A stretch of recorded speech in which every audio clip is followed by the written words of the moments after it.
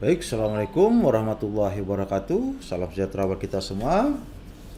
Oke, pada kesempatan ini saya akan membahas tentang penggunaan daripada handle genset. Jadi, atau bisa dibilang change over switch. Nah, ini ya.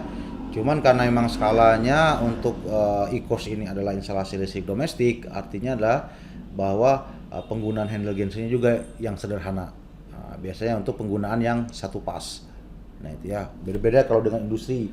Industri itu lebih kompleks, lebih rumit dalam kita membuat sebuah rangkaian change over sheet, baik itu yang manual maupun yang otomatis.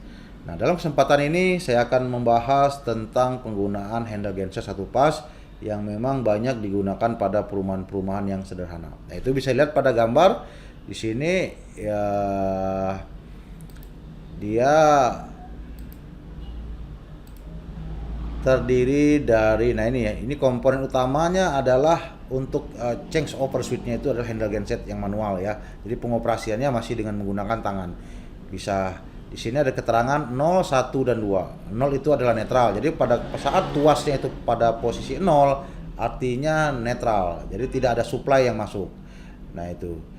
Jadi penggunaan daripada handle genset ini memang dia berfungsi untuk mengubah dua suplai jaringan listrik. Jadi yang satu sisi PLN, yang satu lagi ini adalah genset. Jadi kalau kita memiliki genset, nah itu sebaiknya kita menggunakan handle genset atau change over switch. Nah itu ya. Ya, itu. Nah, penggunaan daripada change over switch ini itu bisa bisa dibuat secara manual atau bisa juga dibuat secara otomatis. Tapi yang memang kebanyakan yang dijual pasaran itu adalah yang manual. Nah, itu handle genset seperti gini. Kalau yang otomatis, nah itu kita membuat rangkaiannya juga yang namanya ATS, Automatic Transfer Switch. Yang mana ATS ini dia pengoperasian atau perpindahan daripada masing-masing daya itu dilakukan secara otomatis. Jadi tidak ada campur tangan manusia dalam pengoperasiannya itu. Biasanya dia biasanya menggunakan dua buah kontaktor yang dibuat rangkaian yang saling interlock. Jadi yang saling mengunci sehingga tidak terjadi bentrok antara suplai PLN maupun suplai yang ada di genset. Nah, seperti itu. Pengoperasian rangkaian daripada handle genset ini memang sangat sederhana ya. Jadi untuk handle genset yang kita gunakan di sini itu tergantung dari jaringan listriknya. Kalau emang jaringan listriknya 3 pas, ya mau tidak mau kita harus membeli atau memasang handle gensetnya itu adalah yang 3 pas. Tapi kalau emang handle gensetnya itu satu pas, ya kita cukup membeli handle genset yang satu pas. Nah, yang membedakan di sini antara satu pas dan 3 pas itu adalah terminalnya. Nah, itu ya, terminalnya. Nah, terminalnya kalau yang satu pas itu terdapat 12 terminal, 4 terminal input PLN, 4 terminal input genset, dan 4 lagi adalah supply menuju ke beban.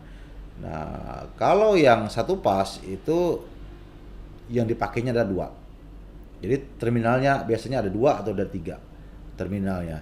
Jadi yang cukup dipakai adalah pas dan netral. Nah, pas dan netral. Nah, itu bisa dilihat pada gambar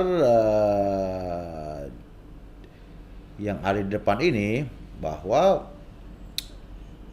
ini inputan dari menuju ke PLN yang atas, yang bawah itu inputan menuju ke genset, yang di tengah ini adalah supply menuju ke beban. Jadi sangat sederhana pemasangannya ya, sangat sederhana. Ya kita tinggal, intinya kalau memang kurang meyakini terminal-terminal yang ada pada handle genset itu, sebaiknya kita harus membaca wiring yang ada pada handle genset tersebut. Nah, terminal inputannya di mana, terminal outputnya yang mana yang PLN, yang mana yang genset. Nah itu biasa ada di wiring yang ada pada handle tersebut. Nah itu ya. Itu. Nah di sini contohnya ya tinggal kita pasang yang menuju ke, jadi harus disamakan antara pasa genset dengan pasa yang ada di PLN, pasa menuju ke beban harus sama. Contohnya di sini. Yang di atas ini pasa PLN yang satu baris. Yang di bawah ini adalah pasa genset, yang satu adalah pasa menuju ke beban. Itu juga sebaliknya, netralnya juga sama, netral PLN, netral beban, dan netral genset. Nah, itu ya. Sangat sederhana. Jadi pengoperasiannya pada posisi 0 ini adalah posisi netral. Jadi kalau 0 itu tidak ada supply jaringan listrik. Jadi beban dalam kondisi mati. Nah, kalau 1 itu ke PLN atau ke genset. Jadi kalau kita gerakan ke atas, nah itu bisa ke PLN, bisa ke genset.